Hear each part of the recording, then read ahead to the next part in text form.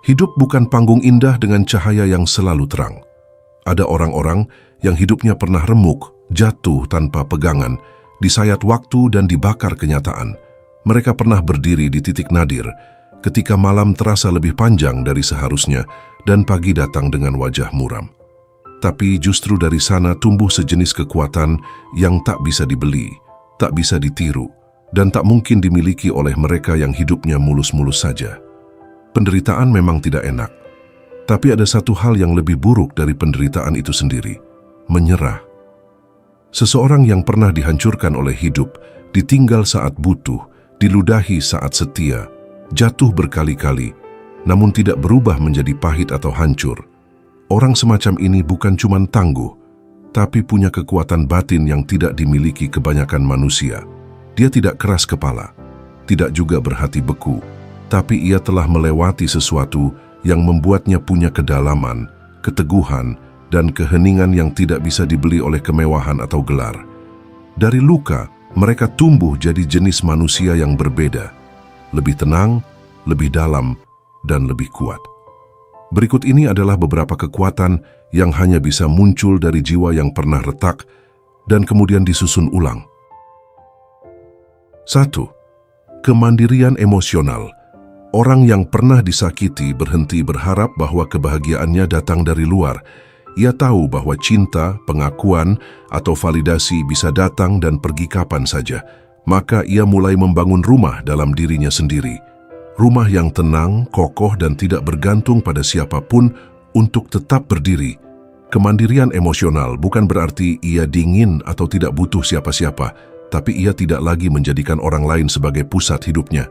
Ia bisa mencintai tapi tidak menggantungkan kebahagiaannya. Ia bisa peduli tapi tidak kehilangan arah kalau ditinggal, karena ia sudah pernah kosong dan menemukan cara untuk tetap hidup dari dalam. Ia tidak mudah meledak, tidak mudah tersinggung. Ia lebih fokus pada bagaimana ia merespons daripada bagaimana orang lain bersikap. Karena bagi orang yang pernah hancur, mengendalikan emosi sendiri jauh lebih penting daripada sibuk mengatur orang lain. Kemandirian ini menjadikannya pribadi yang tenang, stabil, dan tidak reaktif. Ia tidak mencari konflik, tapi juga tidak takut ditinggal. Karena ia tahu, satu-satunya orang yang tidak akan meninggalkan dirinya adalah dirinya sendiri. 2. Menghargai hal-hal kecil. Orang yang pernah tidak punya apa-apa akan memperhatikan hal-hal kecil yang sering diabaikan orang lain. Ia tidak butuh banyak untuk merasa cukup, tidak perlu mewah untuk merasa bahagia. Sebungkus nasi hangat, secangkir kopi panas, seulas senyum tulus, atau tempat tidur yang tenang sudah lebih dari cukup untuk membuatnya bahagia. Kepekaan ini bukan karena ia sentimental, tapi karena ia tahu betapa berharganya hal-hal yang dulu sangat sulit ia dapatkan. Satu kata baik bisa menyelamatkan hari. Sebaliknya, satu tatapan sinis bisa menghancurkan semangat. Maka ia juga sangat hati-hati dalam memperlakukan orang lain, karena ia pernah ada di titik di mana sekecil apapun kebaikan bisa mengubah arah hidup. Ia tidak mudah lupa. Sekali seseorang membantunya di saat sulit, memori itu akan disimpan baik-baik. Ia tidak butuh pencitraan, karena hatinya masih menyimpan daftar orang-orang yang pernah hadir dengan tulus. Dan dari situ, ia belajar untuk jadi pribadi yang juga tidak abai pada kebutuhan kecil orang lain. Di zaman yang sibuk dan egois ini, kepekaan seperti itu menjadi kekuatan yang jarang. Bukan karena langka secara alami, tapi karena sebagian orang terlalu sibuk mengejar yang besar dan lupa menghargai yang sederhana. Orang yang pernah jatuh justru bisa melihat kemewahan dari hal yang paling remeh sekalipun. 3. Keheningan yang menyembuhkan. Orang yang pernah disakiti, dikhianati, dan ditinggalkan tahu bahwa bicara bukan selalu solusi. Kadang diam justru lebih kuat. Di tengah huru-hara, ia memilih hening. Di tengah keributan, ia memilih menjauh. Bukan karena lemah, tapi karena ia tahu keheningan bisa menyelamatkan jiwa dari kegilaan dunia. Ia pernah melewati fase di mana kata-kata malah membuat luka makin dalam. Ia pernah merasa hancur karena omongan orang. Di masa kini, ia memilih jalan sunyi. Ia tidak membenci manusia, hanya ingin menjaga batinnya agar tidak terus-menerus koyak oleh hal-hal yang tidak penting. Ia belajar menemukan ruang untuk bernapas dalam keheningan. Keheningan ini bukan bentuk penghindaran, tapi kekuatan untuk menahan diri dari reaksi yang sia-sia. Orang yang pernah menderita tahu bahwa membalas tidak menyembuhkan. Kadang justru membiarkan, menjauh, atau diam bisa jauh lebih menyelamatkan hidup. Ia tidak perlu menjelaskan diri, karena tidak semua orang ingin mengerti. Dalam diam, ia bisa mendengar dirinya sendiri. Dalam sunyi, ia bisa menyusun ulang harapan dan menyembuhkan luka. Dan kekuatan seperti ini hanya bisa muncul dari jiwa yang pernah kacau, lalu memilih tenang. Dan dalam dunia yang bising ini, diam bisa jadi bentuk tertinggi dari kebijaksanaan. 4. Kemampuan membaca karakter manusia. Pengalaman pahit adalah guru terbaik dalam hal membaca karakter manusia.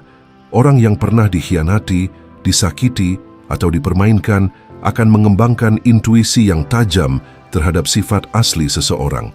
Mereka tidak lagi mudah tertipu oleh topeng atau perilaku yang dibuat-buat. Mata mereka sudah terlatih untuk melihat melampaui permukaan.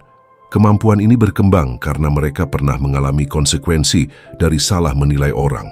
Mereka pernah mempercayai orang yang busuk, pernah memberikan hati kepada orang yang tidak layak, atau pernah mengabaikan red flags yang seharusnya mereka perhatikan.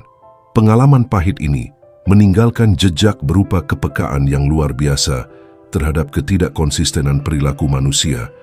Mereka akan memperhatikan hal-hal kecil yang diabaikan orang lain. Cara seseorang berbicara dengan pelayan, bagaimana mereka memperlakukan orang yang lebih rendah kedudukannya, atau konsistensi antara ucapan dan tindakan. Semua detail ini menjadi data yang mereka analisis untuk memahami karakter seseorang. Mereka tidak judgmental, tetapi hanya lebih berhati-hati dalam memberikan kepercayaan. Kemampuan membaca karakter ini juga membuat mereka lebih selektif dalam memilih teman dan partner. Mereka tidak akan lagi mudah terkesan oleh penampilan luar atau kata-kata manis. Mereka lebih tertarik pada substansi, konsistensi, dan integritas. Hal ini mungkin membuat lingkaran pertemanan mereka menjadi lebih kecil, tetapi kualitas hubungan yang mereka bangun jauh lebih dalam dan bermakna. 5. Ketahanan yang luar biasa. Orang-orang yang pernah jatuh dan bangkit kembali memiliki keyakinan mendalam bahwa mereka mampu melewati apapun. Bukan karena mereka tidak takut, tetapi karena mereka sudah membuktikan pada diri sendiri bahwa mereka bisa bertahan.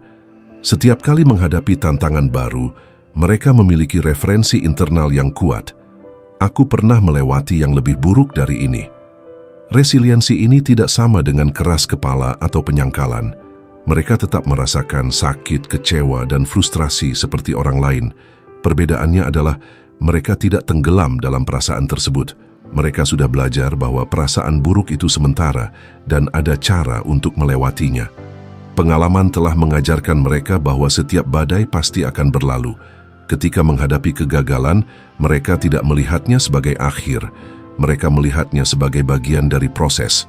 Mereka sudah terlalu sering mengalami situasi di mana semuanya terasa gelap dan tidak ada jalan keluar, namun ternyata selalu ada jalan.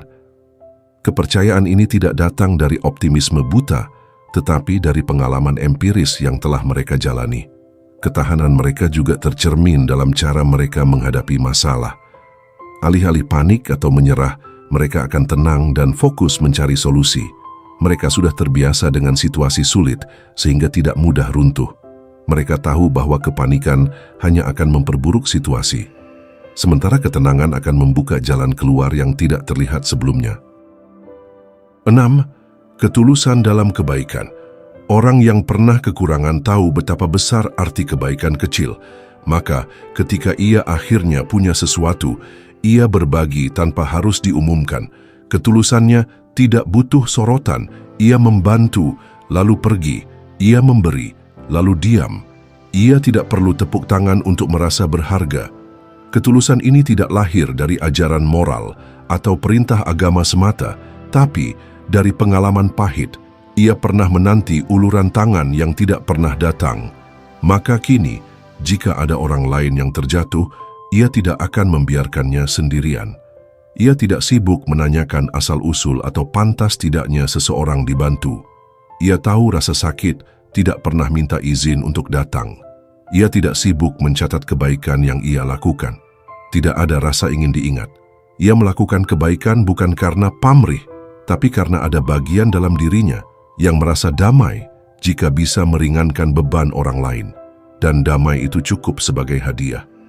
Ketulusan seperti ini tidak bisa dimanipulasi. Ia tidak dipamerkan, tidak dicari-cari, tapi kehadirannya terasa. Orang yang pernah menderita tidak butuh banyak alasan untuk menjadi baik, karena ia tahu betapa gelapnya hidup jika tidak ada satupun orang yang peduli. 7. Empati yang luar biasa. Seseorang yang pernah merasakan sakit akan memiliki kepekaan luar biasa terhadap penderitaan orang lain. Pengalaman pahit tidak hanya mengajarkan tentang rasa sakit, tetapi juga tentang bagaimana rasanya ketika tidak ada yang memahami. Ketika seseorang pernah berada di titik terendah, ia akan secara otomatis mengenali tanda-tanda yang sama pada orang lain. Empati ini bukan sekadar kemampuan untuk memahami, tetapi juga untuk merasakan. Ketika melihat seseorang yang sedang berjuang, hati mereka akan bergetar dengan frekuensi yang sama. Ini bukan karena mereka ingin ikut merasakan sakit, tetapi karena jiwa mereka sudah terlatih untuk menangkap nuansa emosi yang sangat halus. Pengalaman penderitaan telah membuka mata batin mereka untuk melihat apa yang tidak terlihat oleh mata biasa. Empati yang mendalam ini menjadikan mereka pendengar yang luar biasa. Ketika seseorang bercerita tentang masalahnya, mereka tidak hanya mendengar kata-kata, tetapi juga merasakan emosi di balik setiap kalimat. Mereka tidak akan terburu-buru memberikan solusi atau nasihat karena mereka tahu bahwa terkadang yang dibutuhkan hanyalah seseorang yang benar-benar mendengarkan dan mengerti. Kekuatan empati ini juga memungkinkan mereka untuk memberikan kenyamanan yang tulus. Mereka tidak akan berkata, "Aku tahu perasaanmu," dengan nada yang mengada-ada, karena mereka benar-benar tahu pelukan yang mereka berikan, kata-kata yang mereka ucapkan, dan kehadiran mereka memiliki kekuatan penyembuhan yang luar biasa. Ini karena empati mereka lahir dari pengalaman nyata, bukan dari teori atau buku. 8. Kekuatan untuk memaafkan. Orang yang pernah menderita karena perbuatan orang lain akan mengembangkan pemahaman yang dalam tentang kekuatan memaafkan. Bukan karena mereka lemah atau mudah dilecehkan, tetapi karena mereka menyadari bahwa menyimpan dendam hanya akan meracuni diri sendiri. Mereka sudah merasakan bagaimana menyiksanya hidup dengan hati yang penuh kebencian dan amarah, dan mereka tidak ingin kembali ke kondisi itu. Kemampuan memaafkan ini tidak datang dengan mudah. Mereka mungkin pernah melalui periode yang sangat panjang, di mana mereka dipenuhi amarah dan keinginan untuk membalas dendam.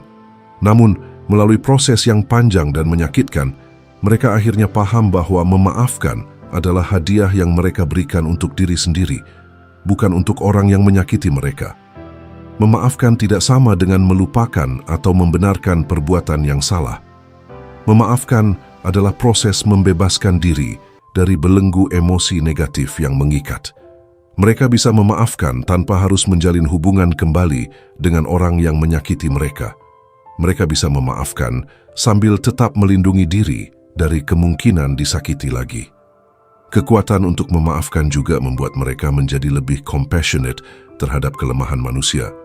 Setiap orang memiliki luka dan trauma yang membuat mereka bertindak dengan cara tertentu. Ini bukan berarti membenarkan perbuatan yang salah, tetapi memberikan perspektif yang lebih luas tentang kompleksitas sifat manusia. Mereka bisa marah terhadap perbuatan buruk seseorang tanpa harus membenci orangnya. 9. Kemampuan untuk menyendiri tanpa merasa kesepian. Salah satu kekuatan terbesar yang dikembangkan oleh orang yang pernah menderita adalah kemampuan untuk menikmati kesendirian. Mereka sudah belajar bahwa pada akhirnya satu-satunya orang yang pasti akan selalu ada untuk mereka adalah diri mereka sendiri. Mereka tidak lagi takut sendirian karena mereka sudah menjadi teman terbaik bagi diri mereka sendiri. Kemampuan ini sangat berharga karena membuat mereka tidak putus asa dalam mencari hubungan atau pertemanan. Mereka tidak akan bertahan dalam hubungan yang toksik hanya karena takut sendirian. Mereka tidak akan kompromi dengan nilai-nilai mereka hanya untuk mendapat penerimaan dari orang lain. Mereka sudah nyaman dengan diri mereka sendiri, sehingga mereka hanya akan membuka pintu hati untuk orang yang benar-benar layak. Menyendiri juga menjadi waktu yang menyenangkan bagi mereka. Mereka akan menggunakan waktu sendirian untuk refleksi, belajar, menciptakan sesuatu, melakukan apa yang disukai, atau sekadar menikmati ketenangan. Mereka tidak merasa bosan atau gelisah ketika tidak ada orang lain di sekitar mereka. Kemampuan untuk sendirian tanpa merasa kesepian juga membuat mereka menjadi partner yang lebih baik dalam hubungan. Mereka tidak akan bergantung kepada pasangan karena mereka sudah komplit sebagai individu.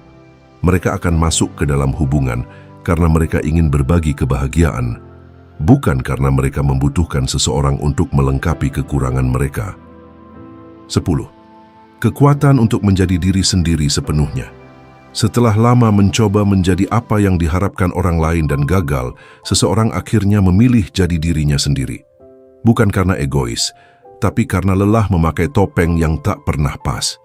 Luka-luka di masa lalu telah mengikis kebutuhan untuk disukai semua orang. Mereka mulai bicara dengan suara sendiri, berpakaian sesuai selera, bukan tren, bekerja sesuai panggilan, bukan tuntutan, bergaul seperlunya, bukan karena takut kesepian. Mereka tidak ingin menjadi versi yang disukai semua orang, tapi kehilangan dirinya sendiri dalam prosesnya. Menjadi diri sendiri bukan berarti keras kepala, tapi berarti jujur. Dan kejujuran itu terasa membebaskan. Tidak ada lagi drama, tidak ada lagi pura-pura. Mereka tidak lagi peduli apakah orang akan suka atau tidak suka pada mereka. Hanya ada hidup yang dijalani apa adanya, tanpa sandiwara. Kekuatan ini adalah hadiah dari luka yang dulu memaksa mereka untuk menyesuaikan diri agar diterima. Kini, setelah melewati semua itu, mereka merasa cukup, merasa utuh, merasa bebas.